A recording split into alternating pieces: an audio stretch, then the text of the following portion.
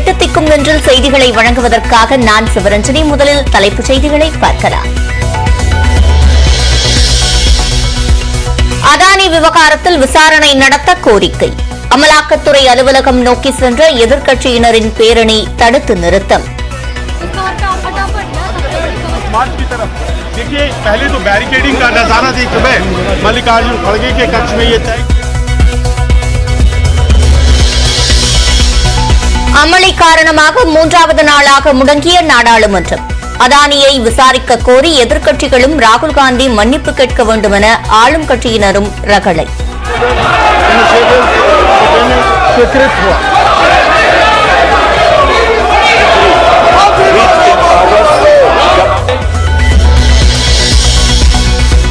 ஆளும் கட்சியினரே நாடாளுமன்றத்தை முடக்குவது வரலாற்றில் நிகழ்ந்ததில்லை. பாஜக மீது காங்கிரஸ் குற்றச்சாட்டு.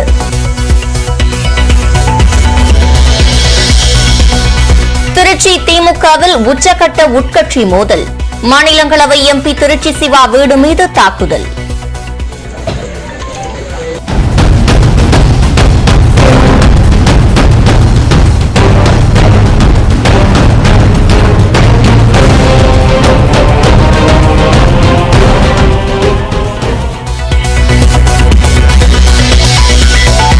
காவல் நிலையத்தில் புகுந்து தாக்குதல் நடத்திய அமைச்சர் நேருவின் ஆதரவாளர்கள்.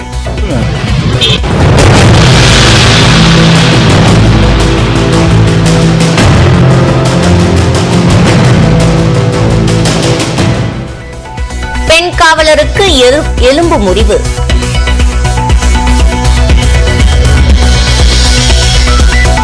காய்ச்சல் பரவல் காரணமாக 9ஆம் வகுப்பு வரை உள்ள மாணவர்களுக்கு முன்கூட்டியே தேர்வு என தகவல். விடுமுறை அளிக்கும் அளவுக்கு பாதிப்பு இல்லை என அமைச்சர் மா சுப்பிரமணியன் தகவல்.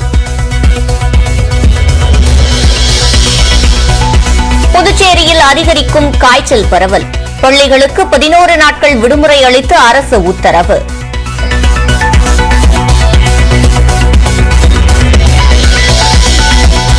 ஆஸ்கர் விருது பெற்ற ஆவணப்படத்தில் தோன்றிய முதுமலை தம்பதி. முதலமைச்சர் மு க ஸ்டாலினுடன் சந்திப்பு. 2 லட்சம் ரூபாய் வழங்கி வாழ்த்து தெரிவித்த முதலமைச்சர்.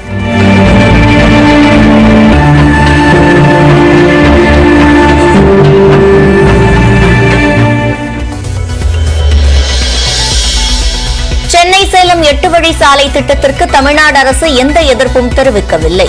மாநிலங்களவையில் மத்திய சாலை போக்குவரத்து துறை அமைச்சர் நிதின் கட்கரி விளக்கம்.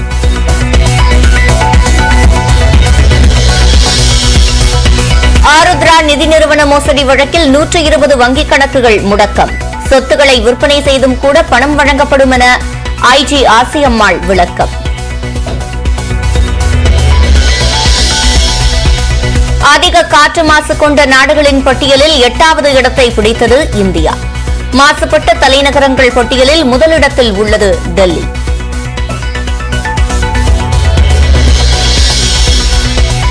வெங்காய விலை வீழ்ச்சியடைந்த நிலையில் அடிப்படை ஆதார விலையை நிர்ணயிக்க கோரிக்கை. மகாராஷ்டிராவில் விவசாயிகள் மாபெரும் பேரணி.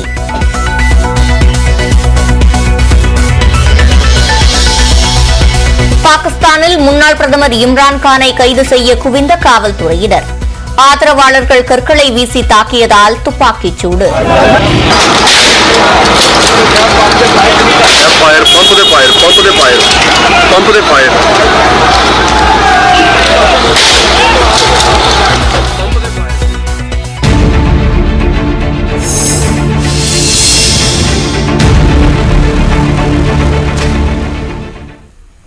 அதானி விவகாரம் தொடர்பாக விசாரணை நடத்த கோரி அமலாக்கத்துறை அலுவலகம் வரை பேரணி நடத்த முயன்ற எதிர்க்கட்சியினரை காவல்துறையினர் தடுத்து நிறுத்தினர்.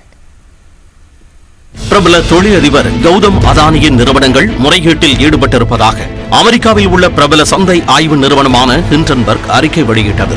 அதன் பிறகு அதானி நிறுவனங்களின் பங்கு மதிப்பு சுமார் 8 லட்சம் கோடிக்கு மேலாக சரிந்தது. இந்த விவகாரம் தொடர்பாக நாடாளுமன்றத்தில் விவாதம் நடத்தவும் கூட்டுக்குழு விசாரணை நடத்தவும் எதிர்க்கட்சிகள் கோரி வருகின்றன. இந்நிலையில் அதானி நிறுவனங்களின் முறைகேடு தொடர்பாக விசாரணை நடத்த கோரி எதிர்க்கட்சியினர் நாடாளுமன்றம் முதல் அமலாக்கத்துறை அலுவலகம் வரை பேரணி நடத்த முயன்றனர். காங்கிரஸ் தலைவர் மல்லிகார்ஜுன கார்கே, மக்களவை காங்கிரஸ் குழு தலைவர் ஆதிர் ரஞ்சன் சௌத்ரி, இந்திய கம்யூனிஸ்ட் கட்சியின் பினோய் விஸ்வம், மார்க்சிஸ்ட் கம்யூனிஸ்ட் கட்சியின் இளமாறன் கரீம், திமுகவின் டிஆர் பாலு, ஆம் ஆத்மியின் சஞ்சய் சிங், பிஆர்எஸ் கட்சியின் கேசவராவ் உள்ளிட்ட 18 கட்சிகளின் எம்பிக்கள் பேரணியாக செல்ல முயன்றனர். ஆனால் அவர்கள் அனைவரும் விஜய் சவுக் அருகே டெல்லி காவல்துறையினரால் தடுத்து நிறுத்தப்பட்டனர்.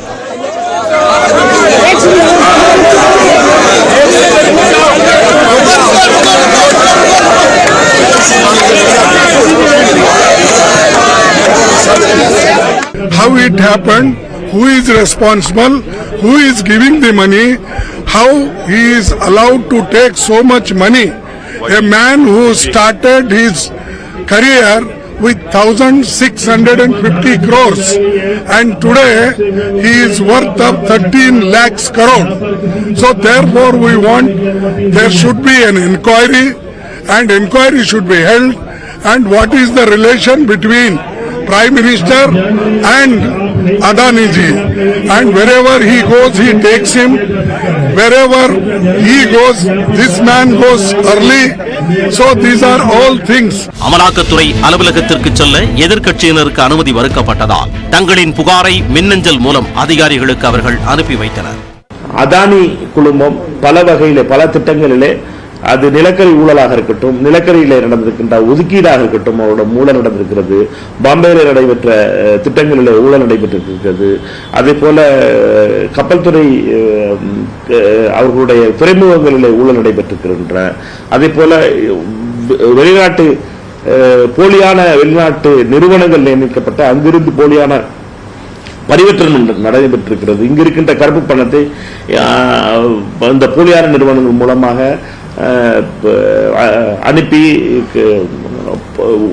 வெள்ளையாக மாற்றுவதற்கான முறை இதை பயன்படுத்தி இருக்கிறார்கள் என்பதை போன்ற முழு சான்றையும் வழங்கி இருக்கிறோம். எதிர்க்கட்சிகளின் பேரணியில் மேற்கு வங்க முதலமைச்சர் மம்தா பானர்ஜியின் திரிணாமுல் காங்கிரஸ் கட்சி பங்கேற்கவில்லை. இதேபோல் தேசியவாத காங்கிரஸ் கட்சியும் பேரணியை புறக்கணித்தது. ஆனால் ஆம் ஆத்மி கட்சியும் சந்திரசேகர ராவின் பிஆர்எஸ் கட்சியும் காங்கிரஸ் தலைமையிலான எதிர்க்கட்சிகளின் பேரணியில் பங்கேற்றன.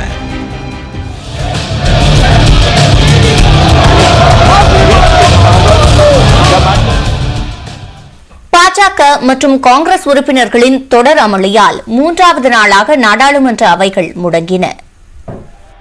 நாடாளுமன்ற பட்ஜெட் கூட்டத்தொடரின் 2வது அமர்வு திங்கட்கிழமை தொடங்கியது. அப்போது அதானி பங்குச்சந்தை முறைகேடு புகார் குறித்து நாடாளுமன்ற கூட்டுக்குழு விசாரணை கோரி எதிர்க்கட்சிகள் முழக்கங்களை எழுப்பின.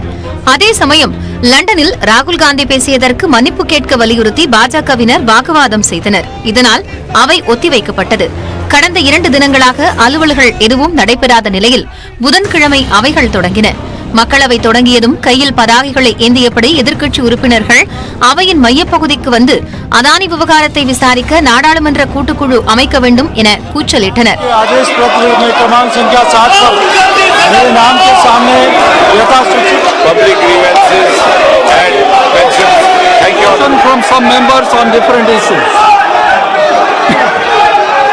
Honorable Speaker has disallowed all the notices of adjournment motion. An announcement. ஆளும் கட்சி உறுப்பினர்களோ காங்கிரஸ் எம்பி ராகுல் காந்தி லண்டனில் பேசியதற்கு மன்னிப்பு கோர வேண்டும் என வலியுறுத்தி அவையின் மையப்பகுதிக்கு வந்து கூச்சலிட்டனர். Submit the 377. I would request all members to lay their 377 issues on the table of the House. மேலும் ராகுல் காந்தி மன்னிப்பு கேட்க வேண்டும் என்றும் அவர் மீது கடுமையான நடவடிக்கை எடுக்க வேண்டும் என்றும் நாடாளுமன்ற விவகாரத்துறை அமைச்சர் பிரகலாத் ஜோஷி கூறினார். This is the height of insult to the parliament. Height of insult to the parliament, sir. And ये करते हुए इधर कट्टिया लेके अंदर आते हैं. ये इतना ही नहीं कहा है. MPs outside the parliament, MPs who stand outside the parliament, उनको भी अरेस्ट किया गया है. कि कहाँ अरेस्ट हुआ है? ये झूठा आरोप दुनिया में जाके, बाकी देशों में जाके ऐसे बात करना, और एक भारत एक सॉवरेन कंट्री है, बाकी देशों को इंटरवीन करने के बुलाना भारत का घोर अपमान है सर. ஆனால் ராகுல் காந்தி எந்த தவறும் செய்யவில்லை என்றும் அவர் மன்னிப்பு கேட்க மாட்டார் என்றும் காங்கிரஸ் செய்தி தொடர்பாளர் சுப்ரியா ஷிர்னாட் தெரிவித்தார். You are actually making people of this country fight with each other on the basis of caste, on religion, on language, on region. Is that not weakening democracy? Is that not weakening democracy that in an absolutely unprecedented way, it is the treasury benches, it is the ruling party, it is the leader of the house in either the Lok Sabha or the Raj Sabha who are disrupting proceedings of parliament? How is that acceptable? This is unacceptable and this is unprecedented simply because you do not want to answer questions on Adani. இதேபோல் மாநிலங்களவையும் நாள் முழுவதும் ஒத்திவைக்கப்பட்டது. மாநிலங்களவை தொடங்கியதும் AIADMK MP தம்பிதுரைக்கு அவைத் தலைவர் ஜக்தீப் தன்கர் பிறந்தநாள் வாழ்த்து தெரிவித்தார். I take opportunity to wish birthday greetings to Honorable Member of Parliament, Dr. M. Thambidurai. பின்னர் எதிர்க்கட்சித் தலைவர் மல்லிகார்ஜுன கார்கே பேச முற்பட்ட போது ஆளும் கட்சியினர் ராகுல் காந்தி மன்னிப்பு கேட்க வேண்டும் என வலியுறுத்தி முழக்கங்களை எழுப்பினர். இதனால் ஏற்பட்ட கூச்சல் குழப்பத்தால் அவையை நடத்த முடியாமல் அவை ஒத்திவைக்கப்பட்டது. The House stands adjourned to meet at 1100 hours on Thursday, 16th March 2023. கடந்த ஆட்சிக் காலத்தில் 8 வழிச்சாலைக்கு எதிர்ப்பு தெரிவித்த திமுக தற்போது எந்த எதிர்ப்பும் தெரிவிக்கவில்லை என மத்திய அமைச்சர் நிதின் கட்கரி கூறியுள்ளார். சென்னை சேலம் 8 வழிச்சாலை திட்டத்திற்கு தமிழ்நாடு அரசு எந்த எதிர்ப்பும் தெரிவிக்கவில்லை என்று மத்திய அரசு கூறியுள்ளது. சென்னை சேலம் 8 வழிச்சாலை தொடர்பாக பாமக தலைவரும் மாநிலங்களவை உறுப்பினருமான அன்புமணி ராமதாஸ் நாடாளுமன்றத்தில் எழுத்துப்பூர்வமாக கேள்வி எழுப்பியிருந்தார். அதில் சென்னை சேலம் இடையே 8 வழிச்சாலை அமைப்பதற்கு சுற்றுச்சூழல் அனுமதி கோரி மத்திய அரசுக்கு ஏதேனும் விண்ணப்பம் கிடைத்துள்ளதா என்று குறிப்பிட்டுள்ளார். மேலும் இத்திட்டத்திற்கு தமிழ்நாடு அரசிடம் இருந்து எதிர்ப்பு ஏதேனும் எழுந்ததா என்றும் அன்புமணி வினவியுள்ளார். இதற்கு எழுத்துப்பூர்வமாக பதிலளித்த மத்திய சாலை போக்குவரத்து மற்றும் நெடுஞ்சாலைத்துறை அமைச்சர் நிதின் கட்கரி, சென்னை சேலம் இடையே 8 வழிச்சாலை திட்டத்திற்கு சுற்றுச்சூழல் அனுமதி கோரி எந்த விண்ணப்பமும் வரவில்லை என்று கூறியுள்ளார். அதே சமயம் இத்திட்டத்திற்கு தமிழக அரசிடம் இருந்து எந்த எதிர்ப்பும் வரவில்லை என்றும் மத்திய அமைச்சர் நிதின் கட்கரி தெரிவித்துள்ளார். தமிழ்நாட்டில் 9ஆம் வகுப்பு வரை உள்ள மாணவர்களுக்கு முன்கூட்டியே முழு ஆண்டு தேர்வு நடத்தப்பட உள்ளதாக தகவல் வெளியாகியுள்ளது. எனினும் விடுமுறை அளிக்கும் அளவுக்கு பாதிப்பு இல்லை என அமைச்சர் மா சுப்பிரமணியன் தெரிவித்துள்ளார். இன்ஃபுளுவன்சா வைரஸ் காய்ச்சல் நாடு முழுவதும் அதிகரித்து வரும் நிலையில் முன்னெச்சரிக்கை நடவடிக்கைகளை தீவிரப்படுத்த மாநில அரசுகளுக்கு மத்திய அரசு அறிவுறுத்தியுள்ளது. இந்நிலையில் தமிழ்நாட்டில் வைரஸ் காய்ச்சல் பரவல் அதிகரித்துள்ளதால் பள்ளி இறுதித் தேர்வுகளை முன்கூட்டியே நடத்த திட்டமிட்டுள்ளதாகவும் இதுகுறித்து பள்ளிக் கல்வித்துறை அதிகாரிகள் ஆலோசனை நடத்தியிருப்பதாகவும் கூறப்படுகிறது. 9ஆம் வகுப்பு வரை உள்ள மாணவர்களுக்கு ஏப்ரல் மாதம் 24ஆம் தேதி தொடங்கி 30ஆம் தேதி வரை தேர்வுகள் நடைபெற இருந்த நிலையில் ஒரு வாரம் முன்னதாக ஏப்ரல் 17ஆம் தேதியே முழு ஆண்டு தேர்வுகளை தொடங்க பள்ளிக் கல்வித்துறை திட்டமிட்டுள்ளதாக தகவல் வெளியாகியுள்ளது. தேர்வுகளை முன்கூட்டியே நடத்தி முடிக்க வாய்ப்பு உள்ளதாகவும் இதுகுறித்த அறிவிப்பு விரைவில் வெளியாகும் எனவும் கூறப்படுகிறது. எனினும் சென்னை கிண்டியில் செய்தியாளர்களிடம் பேசிய மக்கள் நல்வாழ்வுத்துறை அமைச்சர் மா சுப்பிரமணியன் பள்ளிகளுக்கு விடுமுறை அளிக்கும் அளவுக்கு தமிழ்நாட்டில் காய்ச்சல் பாதிப்பு இல்லை என விளக்கம் அளித்தார். புதுச்சேரி அரசு 1 முதல் 8ஆம் வகுப்பு வரை படிக்கக்கூடிய மாணவ மாணவிகளுக்கு விடுமுறை அளிச்சிருக்காங்க. தமிழக அரசு அந்த மாதிரியான அவசியம் இப்ப இங்க இல்லைங்க. அந்த அளவுக்கு சீரியஸ்னஸ் இல்லைன்னு சொல்லியிருக்கிறோம். ஒரு பெரிய பாதிப்பு இல்லை. தேவையில்லாமல் பெரிய பதட்டத்தை நாம உருவாக்கிட வேணாம் அப்படிங்கிறது. இதனிடையே புதுச்சேரியில் காய்ச்சல் பரவல் காரணமாக 8ஆம் வகுப்பு வரை பயிலும் மாணவர்களுக்கு நாளை முதல் 11 நாட்கள் விடுமுறை அளிக்கப்பட்டுள்ளது. நியூஸ் 18 தமிழ்நாடு தொலைக்காட்சிக்கு பிரத்யேக பேட்டி அளித்த புதுச்சேரி கல்வி அமைச்சர் நமச்சிவாயம் 18 வயதிற்கு குறைவானவர்களுக்கு காய்ச்சல் பரவுவதாக முதலமைச்சரிடம் மருத்துவத்துறை அறிக்கை அளித்ததன் அடிப்படையில் விடுமுறை அறிவிக்கப்பட்டுள்ளதாக தெரிவித்தார். புதுச்சேரி, காரைக்கால், மாஹி, ஏனாம் ஆகிய 4 பிராந்தியங்களில் உள்ள பள்ளிகளில் 1ஆம் வகுப்பு முதல் 8ஆம் வகுப்பு வரை பயிலும் மாணவர்களுக்கு வியாழக்கிழமையில் இருந்து வரும் 26ஆம் தேதி வரை 11 நாட்களுக்கு விடுமுறை அளிக்கப்படுவதாக அமைச்சர் நமச்சிவாயம் கூறினார். நம்முடைய ஆரம்ப கல்வியிலிருந்து 8ஆம் வகுப்பு வரை உள்ள அனைத்து பள்ளி மாணவர்களுக்கும் நாளை 16ஆம் தேதியிலிருந்து 26ஆம் தேதி வரையிலே விடுமுறை அளிக்கப்படுகின்றது. அரசு பள்ளி, அரசு உதவி பெறும் பள்ளி மற்றும் தனியார் பள்ளிகள் என அனைத்து விதமான பள்ளிகளுக்கும் விடுமுறை அறிவிப்பு பொருந்தும் என அமைச்சர் நமச்சிவாயம் குறிப்பிட்டார்.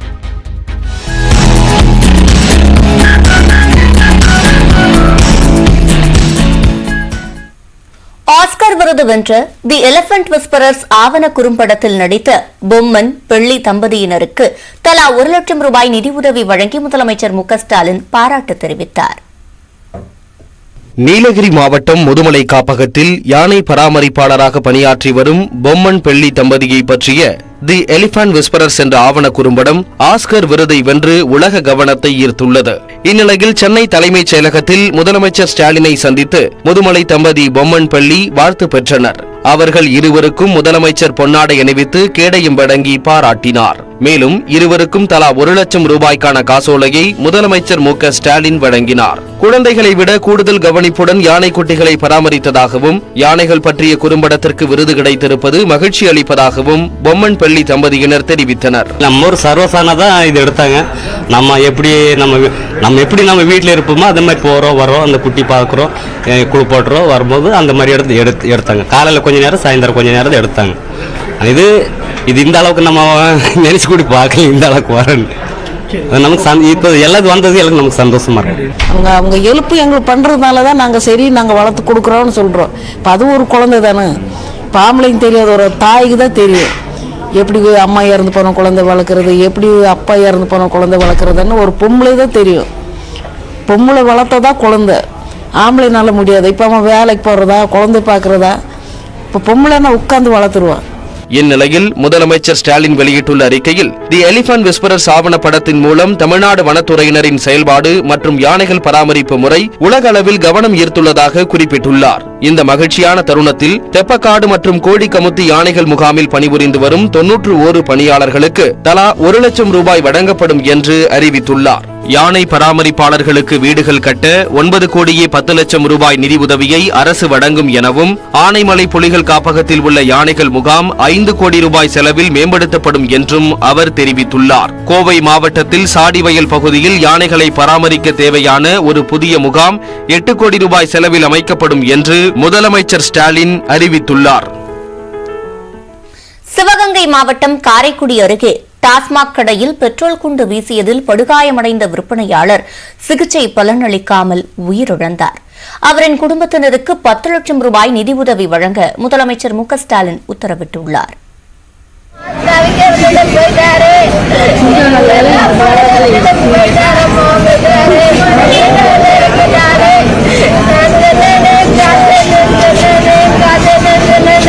கணவனை இழந்து கதரும் இவர்தான் டாஸ்மாக் விற்பனையாளர் அர்ஜுனனின் மனைவி. சிவகங்கை மாவட்டம் காரைக்குடியை அடுத்த பள்ளத்தூரில் உள்ள டாஸ்மாக் கடையில் பணியாற்றினார் அர்ஜுனன்.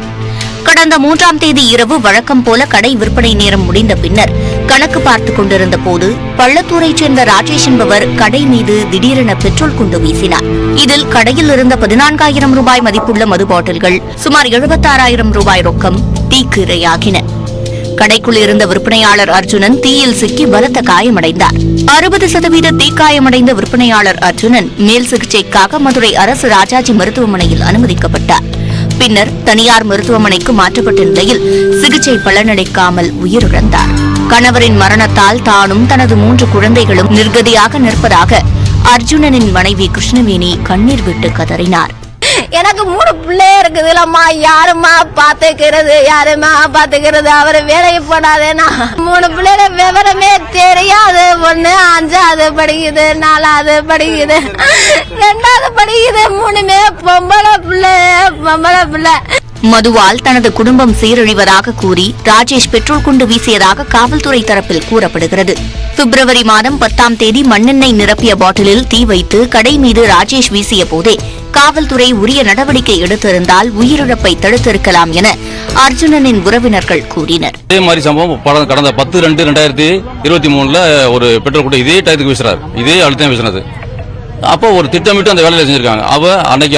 அன்னைக்கு அந்த நடவடிக்கையில இன்ஸ்பெக்டர் முறையா நடவடிக்கை எடுத்திருந்தா நிச்சயமா இந்த மாதிரி ஒரு சம்பவம் நடந்திருக்காது. இதனிடையே உயிரிழந்த டாஸ்மாக் விற்பனையாளர் அர்ஜுனனின் குடும்பத்தினருக்கு 10 லட்சம் ரூபாய் நிதியுதவி வழங்க முதலமைச்சர் மு.க. ஸ்டாலின் உத்தரவிட்டுள்ளார்.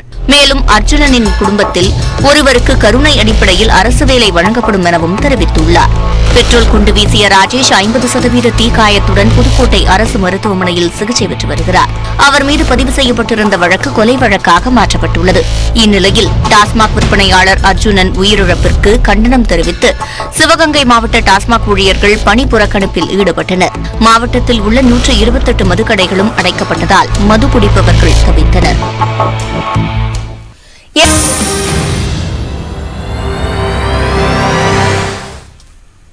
எதிர்க்கட்சித் தலைவர் எடப்பாடி பழனிசாமி மீது வழக்கு பதிவு செய்யப்பட்டதை கண்டித்து ராணிப்பேட்டை மாவட்டம் முத்துக்கடையில் அதிமுகவினர் போராட்டத்தில் ஈடுபட்டனர். மதுரை வந்த எதிர்க்கட்சித் தலைவர் எடப்பாடி பழனிசாமியை விமான நிலையத்தில் வைத்து வீடியோ எடுத்து துரோகத்தின் அடையாளம் எடப்பாடி என கோஷமிட்ட அமமுக நிர்வாகி ராஜேஸ்வரனின் செல்போனை பறித்து அவரை அதிமுகவினர் தாக்கினர். இந்த விவகாரம் தொடர்பாக எடப்பாடி பழனிசாமி மீது வழக்கு பதிவு செய்யப்பட்டுள்ளது. இதனை கண்டித்து ராணிப்பேட்டை மாவட்டம் முத்துக்கடை பேருந்து நிலையம் அருகே அரக்கோணம் எம்எல்ஏ சு ரவி தலைமையில் 500க்கும் மேற்பட்டோர் ஆர்ப்பாட்டத்தில் ஈடுபட்டனர். அவர்கள் எடப்பாடி பழனிசாமி மீதான வழக்கை ரத்து செய்ய வேண்டும், அவருக்கு உரிய பாதுகாப்பு வழங்க வேண்டும் என வலியுறுத்தி கோஷங்களை எழுப்பினர்.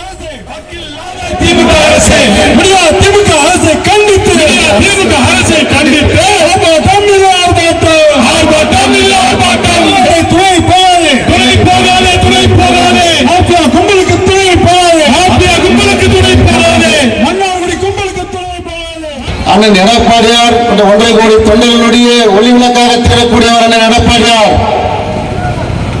அவருக்கு ஒரு ஆபத்து என்று சொன்னால் இங்க இருக்கக்கூடிய ஒவ்வொரு அதிமுக தொண்டனும் தற்கொலை படையாக மாறிவிடும்.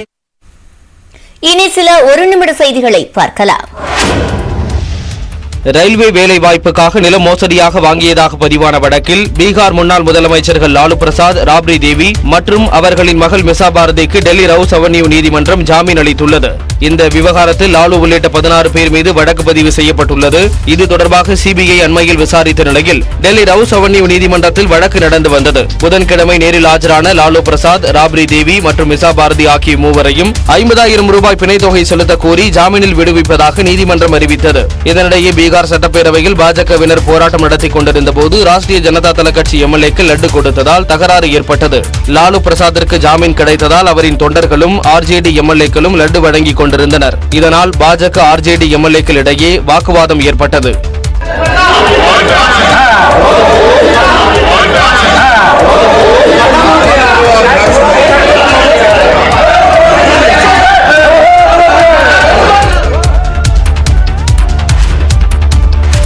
பொதுத் தேர்வு நேரம் என்பதால் கோயில் திருவிழாக்களில் ஒலிபெருக்கிகளை பயன்படுத்துவதை தவிர்க்க வேண்டும் என சென்னை உயர்நீதிமன்றம் அறிவுறுத்தியுள்ளது. சேலம் மாவட்டம் ஜாரி கொண்டலாம்பட்டி கிராமத்தில் உள்ள கோயில்களில் பள்ளி தேர்வுகள் முடியும் வரை திருவிழாக்களை தள்ளி வைக்க உத்தரவிடக் கோரியும் அதே கிராமத்தைச் சேர்ந்த முருகேசன் என்பவர் சென்னை உயர்நீதிமன்றத்தில் பொதுநல மனுவை தாக்கல் செய்திருந்தார். இந்த மனு பொறுப்பு தலைமை நீதிபதி ராஜா மற்றும் நீதிபதி பரத சக்கரவர்த்தி அமர்வில் விசாரணைக்கு வந்தது. அப்போது மனுதாரர் தரப்பில் திருவிழாக்களில் பயன்படுத்தப்படும் ஒலிபெருக்கிகளால் தேர்வுக்கு தயாராகும் மாணவர்கள் பாதிக்கப்படுவதாக வாதிடப்பட்டது. தமிழக அரசு தரப்பில் ஆஜரான தலைமை வழக்கறிஞர் சண்முக சுந்தரம் தேர்வு நேரங்களில் ஒலிபெருக்கிகள் பயன்படுத்தக்கூடாது என்பன உள்ளிட்ட கட்டுப்பாடுகள் விதித்து கடந்த 2019ஆம் ஆண்டே அறிவுறுத்தல்கள் வழங்கப்பட்டுள்ளதாக தெரிவித்தார். விழாக்குழு சார்பில் ஆஜரான வழக்கறிஞர் 2019ஆம் ஆண்டு பிறப்பிக்கப்பட்ட அந்த உத்தரவை கண்டிப்புடன் பின்பற்றுவதாக தெரிவித்தார். இதை ஏற்று மனுவை தள்ளுபடி செய்ததுடன் பெற்றோர் தங்கள் குழந்தைகள் படிக்க சுமூகமான சூழலை ஏற்படுத்திக் கொடுக்க வேண்டும் என தெரிவித்த நீதிபதிகள் தேர்வு நேரங்களில் திருவிழாக்களில் ஒலிபெருக்கிகளை பயன்படுத்துவதை தவிர்க்க வேண்டும் என அறிவுறுத்தினர். பொதுத் தேர்வில் தேர்ச்சி பெறாத மற்றும் தேர்விற்கு வராத மாணவர்களுக்கு சிறப்பு பயிற்சி அளித்து ஜூன் மாதத்தில் தேர்வு நடத்தப்படும் என்று அமைச்சர் அன்பில் மகேஷ் பொய்யாமொழி தெரிவித்துள்ளார். தஞ்சை மாவட்ட ஆட்சியர் அலுவலகத்தில் நலத்திட்ட உதவிகள் வழங்கும் விழாவில் பள்ளிக்கல்வித்துறை அமைச்சர் அன்பில் மகேஷ் பொய்யாமொழி கலந்து கொண்டார். இதைத் தொடர்ந்து செய்தியாளர்களுக்கு பேட்டியளித்த அவர் 2021-22 இடைநின்ற 1,90,000 மாணவர்களை கண்டறிந்து மீண்டும் பள்ளிகளில் சேர்த்ததாகவும் அதனால் பொதுத் தேர்வு எழுதுவோர் எண்ணிக்கை 8,81,000 உயர்ந்ததாகவும் கூறினார். 32,000 பேர் ஆவரேஜ் ஆப்சென்ட் ஆகும்போது ஃபெயிலியர்ஸும் சேர்த்து 51,000 நாங்கள் எழுத வைத்தோமோ ஜூன் மாசத்துல. அதே மாதிரி இந்த ஜூன் மாசத்துல அவங்கள மோட்டிவேட் பண்ணி ஃபெயில் ஆனாலும் சரி ஆப்சென்ட் ஆனாக இருந்தாலும் அவங்களுக்கு தனியாக ஸ்பெஷல் கிளாஸ் எடுக்கப்பட்டு அவங்களையும் மீண்டும் அது சேர்க்கின்ற பணியில் தான் நாங்கள் மூலமாக ஈடுபடுத்திக் கொண்டிருக்கின்றோம். மேலும் இந்த ஆண்டு 5% மாணவர்கள் பொதுத் தேர்வை எழுதவில்லை என்றும் இந்த விவகாரத்தில் கூடுதல் கவனம் செலுத்தப்படுவதாகவும் தெரிவித்தார். பிரசாந்த் கிஷோருக்கு தமிழர்கள் பற்றி என்ன தெரியும் என்று நாம் தமிழர் கட்சியின் ஒருங்கிணைப்பாளர் சீமான் விமர்சித்துள்ளார். ஓய்வு பெற்ற போக்குவரத்து ஊழியர்களுக்கு அகவிலைப்படியை உயர்த்தி வழங்க கோரி சென்னை பல்லவன் இல்லம் அருகே ஆர்ப்பாட்டம் நடைபெற்றது. இதில் கலந்து கொண்டு பேசிய சீமான் போக்குவரத்து ஊழியர்களின் ஊதியத்தில் பிடிக்கப்பட்ட 7,000 கோடி ரூபாய் எங்கே என்றும் கேள்வி எழுப்பினார். எங்க காசை எங்கிட்ட கொடு, நான் ஓய்வு பெற்ற பிறகு எனக்கு 7 லட்சம் கிடைக்கும் 8 லட்சம் கிடைக்கும், அதை வாங்கிட்டு என் பிள்ளைய கல்யாணம் பண்ணி கொடுப்பேன், நான் ஒரு வயசான காலத்துல ஒரு வீடை கட்டி பொண்டாட்டி நாங்க நிம்மதியா இருந்துட்டு சாவோம் அப்படின்னு எங்களுக்கு ஒரு கனவு இருந்ததுல அந்த காசு எங்க? எங்களுக்கு அகவிலைப்படி காசு கொடுக்க காசு இல்ல, ஆனா ஓட்டுக்கு 1000, 2000, 3000, 4000 கொடுக்க எங்க இருந்து வருது காசு? பின்னர் செய்தியாளர்களிடம் பேசிய அவர், பீகாரில் பிரசாந்த் கிஷோர் கட்சி தொடங்க போவதால் அம்மாநில மக்களுக்கு ஆதரவாக பேசுவதாக விமர்சித்தார். அவர் இப்ப நிதிஷ்குமாரை எதிர்க்கணும். நிதிஷ்குமார் உங்களால முடியல, நான் பாருங்க சீமான் மேல வழக்கு போட வச்சேன்னு காட்டுறதுக்கு அவர் பெருமை பேசிட்டு அவரு. தம்பி பிரசாந்த் கிஷோர், நீ பீகாரியனுக்கு விசுவாசமா இருந்தா, நீ உண்மையா இருக்குன்னு நினைச்சா, நான் தமிழ் இனத்துக்கு உண்மையா தான் இருப்பேன். வடகிழக்கு மாநிலங்கள் போல வடமாநில தொழிலாளர்கள் தமிழ்நாடு வந்தால் நுழைவுச் சீட்டு வழங்குவதை மத்திய அரசு கட்டாயமாக்க வேண்டும் என்று வலியுறுத்தினார். மதுரை மாவட்டம் பனையூர் அருகே நடைபெற்ற கிடாய்முட்டு போட்டியில் கிடாய்கள் ஒன்றை ஒன்று ஆக்ரோஷத்துடன் மோதிக்கொண்டன.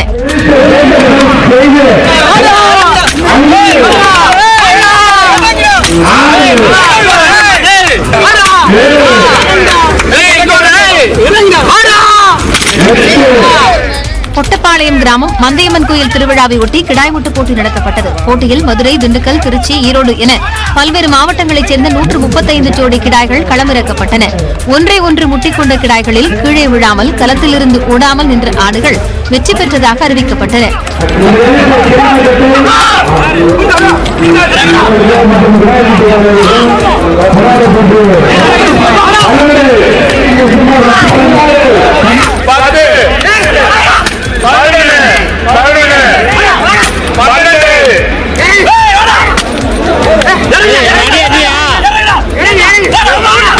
வெற்றி பெற்ற கிடாய்களின் உரிமையாளர்களுக்கு குத்துவிளக்கு, பித்தளை அண்டா, பீரோ, பொங்கல் பானை, கட்டில் உள்ளிட்டவை பரிசாக வழங்கப்பட்டன. இந்த போட்டியை ஏராளமான பொதுமக்கள் கைதட்டியபடியும் விசிலடித்தபடியும் கண்டு ரசித்தனர்.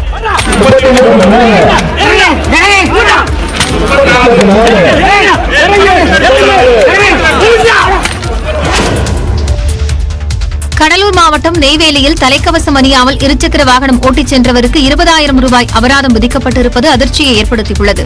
வடலூரைச் சேர்ந்த ஆதவன் நெய்வேலி இந்திரா நகரில் மரவேலை செய்துவிட்டு இருசக்கர வாகனத்தில் வீடு திரும்பியுள்ளார். வடக்குத்து பேருந்து நிலையம் அருகே வாகன சோதனையில் ஈடுபட்ட போலீசார் தலைக்கவசம் அணியாமல் வருவதற்காக வாகன எண்ணை மட்டும் குறித்துக் கொண்டு அனுப்பியுள்ளனர். பின்னர் வீடு திரும்பிய ஆதவனின் செல்போனுக்கு 20,000 ரூபாய் அபராதம் விதிக்கப்பட்டுள்ளதாக குறுஞ்செய்தி வந்துள்ளது. இதைக் கண்டு அவரும் அவரது குடும்பத்தினரும் அதிர்ந்து போயுள்ளனர். இதையடுத்து காவல்துறையில் விசாரித்த போது அபராத தொகையை தவறுதலாக பதிவிட்டிருக்கலாம் என்றும் மேலதிகாரிகளின் அனுமதியோடு திருத்திக் கொள்ளலாம் என்றும் கூறியுள்ளனர். இந்த சம்பவம் நெய்வேலி பகுதியில் வியப்பை ஏற்படுத்தியுள்ளது.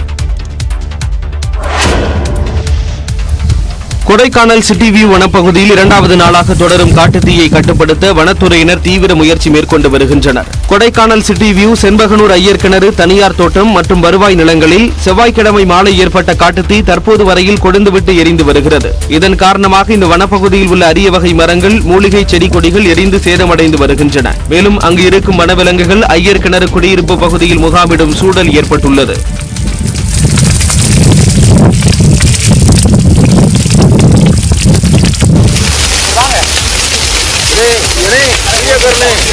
காட்டுத்தீ எரிஞ்சு ஒரே புகைமூட்டமா இருக்குது. சாம்பலெல்லாம் பறந்து வீடு வாசல்லாம் வந்து விழுகுது. துணிகள்லாம் வெளியே காயப்பட முடியல, தண்ணி பிடிச்சி வைக்க முடியல. பெரியவங்களுக்கெல்லாம் வயசானவங்களுக்கெல்லாம் இது பாதிப்பு வர்றது மாதிரி இருக்குது. குழந்தைகளெல்லாம் வச்சுட்டு நாங்கள் இருக்கிறோம். இது சீக்கிரமா இது ஒரு முயற்சி பண்ணி தீயை அமைக்க வழி பண்ணுங்க. இந்நிலையில் 40க்கும் மேற்பட்ட வனப்பணியாளர்கள் 2 குழுக்களாக பிரிந்து தீயை கட்டுப்படுத்தும் முயற்சியில் ஈடுபட்டுள்ளனர். ஒரு 75% இப்போ கட்டுப்படுத்திட்டோம். ஒரு 25% மட்டும் வந்து ஒரு வரையாக இருக்கிறதுனால, ரொம்ப டீப்பான இடம், ஆள் நடமாட்டம், ஆள் இறங்கக்கூடிய ஒரு பகுதியாக இருக்கிறதுனால அதுக்கு வந்து நம்ம எதிர்த்து கொடுத்து பொதுமக்களுக்கும் வனவிலங்குகளுக்கும் எந்த சேதாரமும் இல்லாமல் இது கட்டுப்படுத்திட்டு இருக்கோம். இதனிடையே காற்றின் வேகம் காரணமாக தீ மலமளவென பரவி வருவதால் அப்பகுதி முழுவதும் புகை மண்டலமாக காட்சியளிக்கிறது. தங்க நகையின் விலையிலேயே எப்படி நகைகள் வாங்குவது? இன்றைய நாணயம் பகுதியில் விளக்குகிறார் சிறப்பு செய்தியாளர் விஷ்ணுராஜ்.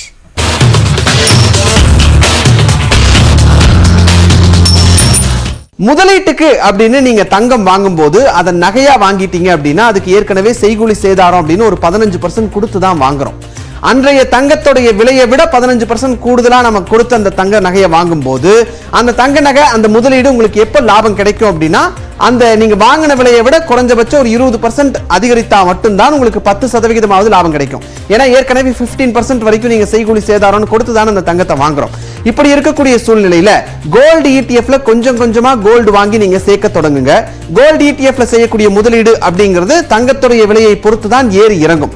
சோ தேவை வரும்போது, அதாவது ஒரு வருஷத்துக்கு அப்புறமோ இல்ல 2 வருஷத்துக்கு அப்புறமோ நீங்க நகை வாங்கணும் அப்படின்னா அந்த கோல்டு ETF நீங்க சேர்த்து வைத்திருக்கக்கூடிய தங்கத்தை யூனிட்ஸை தேவைக்கேற்றவாறு விற்றுவிட்டு அந்த பணத்தை வச்சு நீங்க பாதுகாப்பானதுன்னு நினைக்கக்கூடிய தங்க நகை சீட்ல போட்டு செய்கூலி சேதாரம் இல்லாமல் நகை வாங்கினா உங்களுக்கு பிடித்த நகையை அன்றைய தேதிக்கு ஏறக்குறைய தங்கத்தினுடைய விலையிலேயே நீங்க வாங்கிடலாம். இந்த கோல்டு ETF வாங்குறதுக்கான புரோக்கரேஜ், டிமேட் மாதிரியான கணக்கெல்லாம் வச்சிருக்கணும்ன்ற சூழ்நிலையில அதுக்கான சார்ஜஸ் அப்படின்னு நீங்க கொடுத்தா கூட 2-3% தான் நீங்க அதிகமா செலவு செய்ய வேண்டிய சூழ்நிலை இருக்கும். இதை வேணா ட்ரை பண்ணி பாருங்க.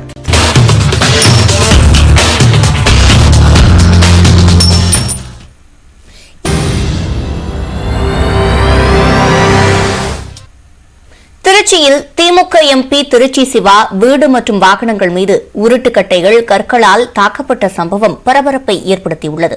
இச்சம்பவம் தொடர்பாக 5 பேர் கைதாகியுள்ள நிலையில் 4 பேரை திமுக தலைமை தற்காலிகமாக கட்சியிலிருந்து நீக்கியுள்ளது. திருச்சி மாநகராட்சியின் 44வது வார்டுக்கு உட்பட்ட கண்டோன்மெண்ட் SBI காலனியில் புதிதாக கட்டப்பட்ட நவீன இறகுப்பந்து உள் விளையாட்டு அரங்கத்தினை அமைச்சர் KN நேரு திறந்து வைத்தார்.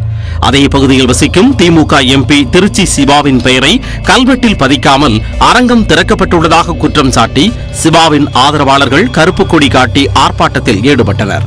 இதனையடுத்து அமைச்சர் KN நேருவின் ஆதரவாளர்கள் திருச்சி சிவாவின் வீட்டிற்குள் புகுந்து வீடு மற்றும் வாகனங்களை அடித்து நொறுக்கியதாக கூறப்படுகிறது. இது தொடர்பாக CCTV காட்சி வெளியாகி பரபரப்பை ஏற்படுத்தியது.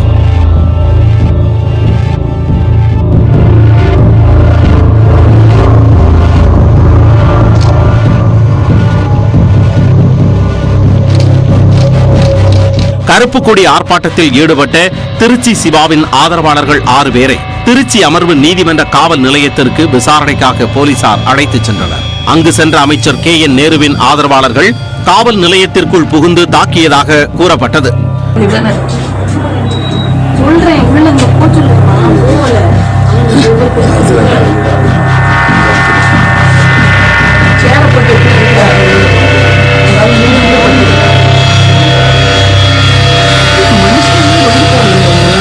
அமைச்சர் KN நேரு திமுக மூத்த தலைவர்களை தொடர்ந்து அவமதிப்பதாகவும் காவல்துறையினர் ஒரு சார்பாக செயல்படுவதாகவும் திருச்சி சிவாவின் மருமகன் கராத்தே முத்துக்குமார் குற்றம் சாட்டினார்.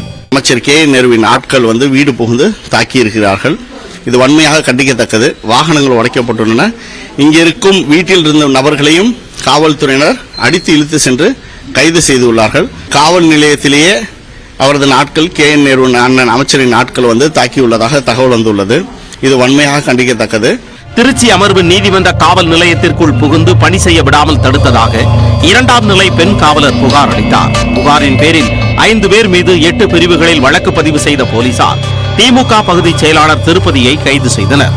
திமுக கவுன்சிலர்கள் காஜாமலை விஜய், முத்து, செல்வம், துரைராஜ், ராமதாஸ் ஆகியோர் கண்டோன்மெண்ட் காவல் நிலையத்தில் சரணடைந்தனர்.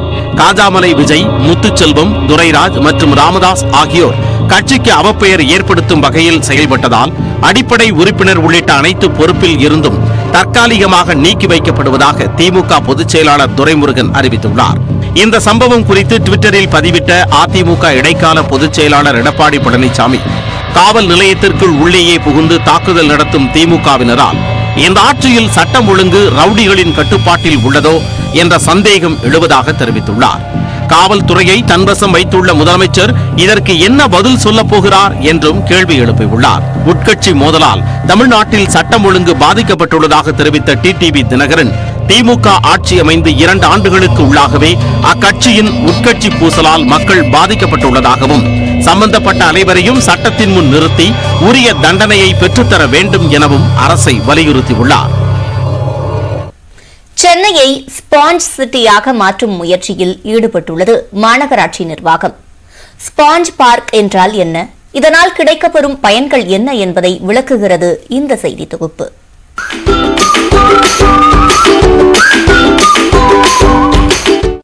சென்னையில் வெள்ள பாதிப்புகளை தடுக்க பல்வேறு திட்டங்களை சென்னை மாநகராட்சி செயல்படுத்தி வருகிறது. குறிப்பாக மாநகராட்சிக்கு சொந்தமான திறந்தவெளி காலி இடங்களில் புது முயற்சியாக மழைநீர் சேகரிப்புடன் கூடிய ஸ்பாஞ்ச் பூங்காக்களை ஏற்படுத்த சென்னை மாநகராட்சி திட்டமிட்டுள்ளது. திறந்தவெளி இடங்களை தண்ணீர் உறிஞ்சும் இடங்களாக மாற்றுவதே இத்திட்டத்தின் நோக்கமாகும். ஸ்பாஞ்ச் பூங்காக்களால் மழைக்காலங்களில் குடியிருப்பு பகுதிகளில் வெள்ள பாதிப்பு ஏற்படுவது தவிர்க்கப்படுவதோடு நிலத்தடி நீரின் மட்டமும் உயரும். தெப்பக்குளம், ஏரி, கண்மாய் இது எல்லாமும் வந்துட்டு ஒரு ஸ்பஞ்ச் இன்ஃப்ராஸ்ட்ரக்சர் தான். ஸோ அதை வந்துட்டு அவங்க காலங்காலமாக பண்ணிட்டு இருந்தது தான் நம்ம இப்போ வந்து ரீஇன்டர்பிரட் பண்ணி நம்ம பண்ணுறோம். நம்ம ஏன்னா குறிப்பிட்ட நேரத்தில் ரொம்ப அதிக மழை பெய்யும், அதை நம்ம வந்துட்டு ஃப்ளட்டிங்லேருந்து ப்ரொடெக்ட் பண்ணும், அதே மாதிரி சேவும் பண்ணும். ஸோ அதுதான் இப்போ ஸ்பஞ்ச் சிட்டிஸை பண்ணிட்டு முதற்கட்டமாக 57 பூங்காக்களில் ஸ்பாஞ்ச் பார்க் எனப்படும் கடற்பாசி பூங்காக்களை ஏற்படுத்த உள்ளனர். இதற்காக சிங்கார சென்னை 2.0 திட்டத்தின் கீழ் 50 கோடி ரூபாய் தமிழ்நாடு அரசு ஒதுக்கீடு செய்துள்ளது. தற்போது மாத்தூர், MMDA, திருவொற்றியூர் உள்ளிட்ட 5 இடங்களில் ஸ்பாஞ்ச் பார்க் அமைக்கும் பணிகள் தொடங்கப்பட்டுள்ளன. இதனைத் தொடர்ந்து 40க்கும் மேற்பட்ட இடங்களில் இதுபோன்ற பூங்காக்களை அமைக்க டெண்டர் அளிக்கப்பட்டுள்ளது. சென்னை மாநகராட்சியில் 57 இடங்கள்ல அதுக்குன்னு 7 கோடி ரூபாய் நிதி ஒதுக்கீடு செஞ்சிருக்கிறோம். நாங்கள் நீர் சேமிப்பு திட்டத்தை உருவாக்கணும். அந்த ஸ்பாஞ்ச் அந்த மாதிரி அந்த புதிய டெக்னாலஜிக்குரிய அந்த இதை வந்து நம்ம பயன்படுத்தினா சரியா இருக்கும். இப்போ அதை நடைமுறைப்படுத்தி வரோம். இது பொதுமக்கள் வெகுவாக வரவேற்கின்ற அளவு இருக்கிறதா இதை நம்ம அதிகமாக அது கவனம் செலுத்தோம். ஸ்பாஞ்ச் பார்க் பூங்காவில் சிறிய குளங்கள் மற்றும் அகழிகள் அமைக்கப்படும். அகழிகள், சாலைகள் மற்றும் மழைநீர் வடிகால்களில் இருந்து தண்ணீர் குளத்திற்கு கொண்டு செல்லப்படும். வடிகால், சாலை ஓரங்களில் உள்ள தண்ணீரை சேகரிக்கும் வகையில் குளங்களில் இன்லெட் பைப்புகள் உருவாக்கப்பட்டு உபரி நீரை வெளியேற்றும். குளங்களுக்குள் கிணறு வளையங்களுடன் கூடிய மழைநீர் சேகரிப்பு கட்டமைப்புகள், நீர் வடிதல், குளத்தை சுற்றி மரங்களை வளர்க்க உதவும் வகையில் அமைக்கப்படும். ஒளிப்பதிவாளர் மணிகண்டனுடன் தமிழரசி, நியூஸ் 18 தமிழ்நாடு, சென்னை. மாணவர்களின் தற்கொலையை தடுக்க IIT நிர்வாகம் முழு வீச்சில் திட்டங்களை செயல்படுத்த தயாராகி வருவதாக IIT இயக்குநர் காமகோடி தெரிவித்துள்ளார். நியூஸ் 18 தமிழ்நாடு தொலைக்காட்சிக்கு பேட்டியளித்த அவர் IIT வளாகத்தில் ராகிங் மற்றும் மாணவர்களிடையே பாகுபாடு இல்லை என உறுதியளித்தார். இந்த மாணவர் நேற்று வந்து தற்கொலை பண்ணியிருக்காங்க. ஒரு 13 தற்கொலைகள் இந்த 6 வருஷத்தில் நடந்திருக்கு. நம்ம என்ன பண்ண போறோம் சார்? இதுக்கு வந்து 4 காரணங்கள் நாங்கள் இதுக்காக இது பண்ணியிருக்கோம். ஒன்று ஃபைனான்ஷியல் ஸ்ட்ரெஸ்ஸு, ஒன்று பர்சனல் ரீசன், இன்னொன்று உங்களுக்கு அகாடமிக் ப்ரெஷர், அதாவது ஹெல்த் இஷ்யூ. இந்த 4 இதுக்கும் நாங்கள் காம்ப்ரஹென்சிவ், அது ஒன்று இன்டர் கனெக்டடாகவும் இருக்குது. இதில் இப்போ லாஸ்ட்டு 3 தற்கொலையிலே எங்களுக்கு என்ன ஒரு ப்ராப்ளம் ஆயிருக்குன்னா, அவங்களுக்கு அது பண்ணிக்கிறாங்கிற அறிகுறி கூட தெரியாமல் இருக்குது. குறிப்பாக கோவிட் காலத்தில், கோவிடுக்கு அப்புறம் வந்ததில் எங்களுக்கு அவங்க சோஷியலைசிங்கும் ஒரு பெரிய ப்ராப்ளமாக இருக்குது. பல திட்டங்கள்லாம் நாங்கள் இப்போ இதுக்காக வகுத்துன்னு இருக்கோம். அது இம்ப்ளிமெண்ட் பண்ணுறதுக்கு எங்களுக்கு டைம் ஆகுது. அதுக்குள்ளே இது மாதிரி ஒரு 2 அசம்பாவிதம் ஆகுது. ஆனால் நிறையா பேருக்கு நாங்கள் கவுன்சிலிங் கொடுக்குறோம். நிறைய பேருக்கு இப்போ டிப்ரெஷன் இருக்குது. கோவிடுக்கு முடிஞ்ச காலத்தில் நிறைய டிப்ரெஷன் இருக்குது. அதுக்கு நாங்கள் இப்போ கவுன்சிலிங் நிறையாவே கொடுத்துட்டுருக்கோம். கோவிட் காலகட்டத்தில் அவங்களோட சீனியர்ஸோ ஜூனியர்ஸோ யாரையுமே மீட் பண்ணல. தனியாக ஒரு உள்ளில் கட்டுப்பட்டு ஒரு இதில் இருந்திருக்காங்க. குறிப்பாக சில மாணவர்களுக்கு அந்த டைம் இன்டர்நெட் ஆக்சஸ் இல்லை, சில அவங்களுக்கு கம்ப்யூட்டர் இல்லை, மொபைல் ஃபோன்லேயே வச்சு அவங்க பார்த்துருக்காங்க. ஒரு மொபைல் ஃபோன்லேயே ஒரு ஹையர் எஜுகேஷன் இன்ஸ்டியூட்டோட ஒரு லெக்சரை பார்த்து, எந்த காலேஜாக இருந்தாலும் ஒரு இன்ஜினியரிங் லெவலில் இருக்கிற இன்ஸ்டியூட்டை வச்சு அவங்க படித்து அதில் பரீட்சை எழுதி, இதெல்லாம் அவங்களுக்கு நிறையா கஷ்டங்கள் இருந்திருக்கு. டிஸ்கிரிமினேஷன் இல்லை. நாங்கள் இதுக்காக இன்டர்னல் இன்கொயரி கமிட்டியும் போட்டிருக்கோம். டிஸ்கிரிமினேஷன், ராகிங் ரெண்டும் IIT மெட்ராஸில் 0 அமாங் ஸ்டூடெண்ட்ஸ். சத்தீஸ்கரில் சட்டமன்றத்தை முற்றுகையிட முயன்ற பாஜகவினர் மீது காவல்துறையினர் கண்ணீர் புகை குண்டுகளை வீசி கூட்டத்தை கலைத்தனர். காங்கிரஸ் ஆளும் சத்தீஸ்கர் மாநிலத்தில் பிரதமரின் வீடு கட்டும் திட்டத்தில் முறைகேடு நடந்திருப்பதாக புகார் எழுந்துள்ளது. இதனையொட்டி மத்திய அரசு திட்டத்தின் கீழ் ஏழைகளுக்கு வீடு கட்டித்தரக் கோரி பாஜகவினர் போராட்டத்தில் ஈடுபட்டனர். தங்களது கோரிக்கையை முன்வைத்து சட்டமன்றத்தை முற்றுகையிட பாஜகவினர் முயன்றனர். காவல்துறையினர் தடுப்புகளை தகர்த்து அத்துமீற முயன்றதால் போராட்டக்காரர்கள் மீது தண்ணீர் பீச்சி அடிக்கப்பட்டது. அப்போதும் கூட்டம் கலையாததால் காவல்துறையினர் கண்ணீர் புகை குண்டுகளை வீசினர்.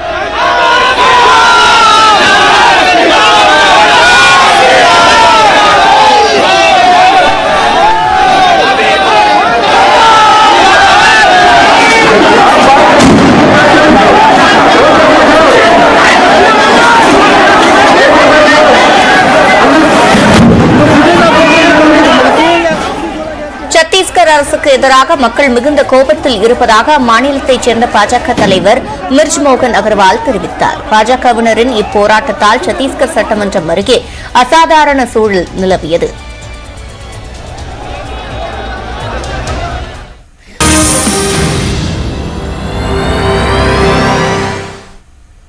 பெண்கள் இடஒதுக்கீடு மசோதாவை நிறைவேற்ற வலியுறுத்தி டெல்லியில் கவிதா தலைமையில் வட்டமேசை மாநாடு நடைபெற்றது.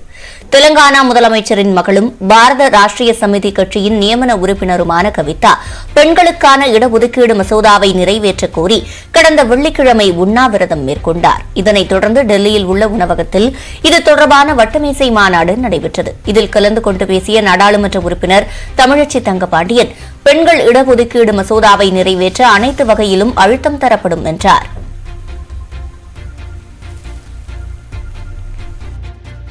Again, that was the electoral promise, but they have not kept, as usual, none of their promises, and this has been pushed under the carpet, and there's a huge silence also about it. இந்நிகழ்ச்சியில் பல்வேறு அரசியல் கட்சியினர், சமூக அமைப்புகள் கலந்து கொண்டு தங்கள் ஆதரவை வெளிப்படுத்தினர். டெல்லி மதுபான கொள்கை ஊழல் வழக்கில் கவிதாவிடம் அமலாக்கத்துறை விசாரணை நடத்தி வரும் நிலையில் பெண்கள் இடஒதுக்கீடு மசோதா குறித்து அவர் தொடர்ந்து குரல் எழுப்பி வருவது குறிப்பிடத்தக்கது. வெங்காயத்திற்கான அடிப்படை ஆதார விலையை நிர்ணயிக்க கோரி விவசாயிகள் நடத்திய பேரணியில் 10,000 பேர் பங்கேற்றனர். மகாராஷ்டிராவில் வெங்காய விலை வீழ்ச்சியை கண்டித்து விவசாயிகள் இரண்டாவது நாளாக பிரம்மாண்ட பேரணியை மேற்கொண்டனர். அம்மாநிலத்தில் வெங்காயம் விலை கடுமையான சரிவை சந்தித்ததால் விவசாயிகளுக்கு பெரும் இழப்பு ஏற்பட்டுள்ளது. இந்நிலையில் பயிர்களுக்கு அடிப்படை ஆதார விலையை நிர்ணயம் செய்ய கோரி விவசாயிகள் நாசிக்கிலிருந்து மும்பைக்கு பேரணி மேற்கொண்டனர். அடிப்படை ஆதார விலை மட்டுமின்றி விவசாய கடன் தள்ளுபடி, இலவச மின்சாரம் உள்ளிட்ட 17 அம்ச கோரிக்கைகள் முன்வைக்கப்பட்டுள்ளன. அரசின் கவனம் கோரி மேற்கொள்ளப்பட்ட இந்த பிரம்மாண்ட பேரணியில் சுமார் 10,000 விவசாயிகள் கலந்து கொண்டனர்.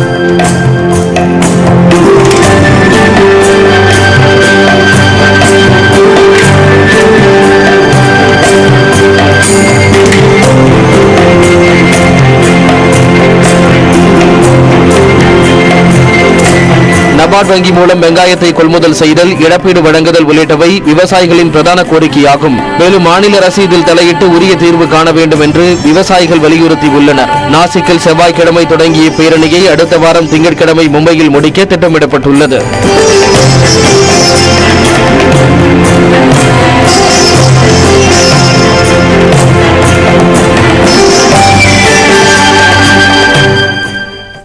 இந்தியாவின் பழங்குடியின மக்களின் வாழ்வியலை உலக அரங்கில் எடுத்துச் சென்றது பெருமை அளிப்பதாக ஆஸ்கர் விருது வென்ற எலிபென்ட் விஸ்பரர்ஸ் ஆவணப்படத்தின் இயக்குநர் கார்த்திகி கோன்ஸ்லாவ்ஸ் தெரிவித்துள்ளார். நியூஸ் 18 செய்தியாளர் மரியாவுக்கு அவர் அளித்த பிரத்யேக பேட்டியை இப்போது காணலாம். And we heard your winning speech as well. You have talked about coexistence, but you also said that this was about your motherland, India. That moment when 2 Indian women lifted that award, it means a lot for every Indian, but particularly I would say it means a lot for every Indian woman. India being such a diverse country with so many different aspects of diversity within it, I think it was just such a proud moment, because here we had this tiny little documentary which came from the heart of Tamil Nadu, and it's representing an indigenous community. And India is home to many indigenous communities which are all very beautiful and live within the deep parts of the forest. And this was really to indigenous communities, to people of India, because we've never been put onto a global stage with such beauty, and I think Puneet and me are just very proud to be behind this documentary and to really take this out to the world. And that's why I said to my motherland, because I grew up here and it's home to me and I love my country. There's so much beauty that we're yet to come out and show the world what India truly is. And this is one such story, but I hope this just encourages young women and documentary filmmakers to really just step outside and explore all the beauty that we have in this country and show the world what we have and what we're capable of. And I think that moment just summed it all in every aspect.